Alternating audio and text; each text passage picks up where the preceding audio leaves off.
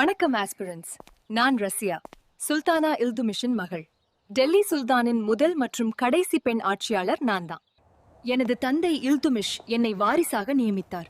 ஆனால் எனது சகோதரர் ருக்னுதீன் ஃபிரோஸ் துரோகம் செய்து அரியணை ஏறினார். ஆனால் அவர் ஒரு பயனற்ற ஆட்சியாளர், அதனால் நான் அரியணை ஏறினேன். பிறகு துருக்கிய இனத்தை சாராத பிரபுக்களுக்கு ஆதரவாக இருந்ததால் துருக்கிய பிரபுக்களின் வெறுப்பை சம்பாதித்தேன். நான் அபிசீனியனின் அடிமை ஜலாலுத்தின் யாகுத்தை அமீர் யகுர் அல்லது மிக உயர்ந்த பதவியான குதிரைப்படை தலைவன் ஆக்கினேன். இது துருக்கிய பிரபுக்களை கோபப்படுத்தியது. மேலும் துருக்கிய பிரபுக்களின் தூண்டுதலால் பதிண்டாவின் ஆளுநரான அல்துனியா கிளர்ச்சி செய்தார். அவரையே திருமணம் செய்து கொண்டேன்.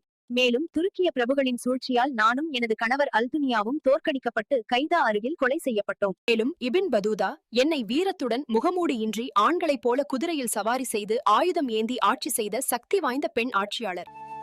ஆனாலும் ரஷ்யா 3.5 ஆண்டுகள் மட்டுமே ஆட்சி செய்தார் என்று புகழ்ந்தார்.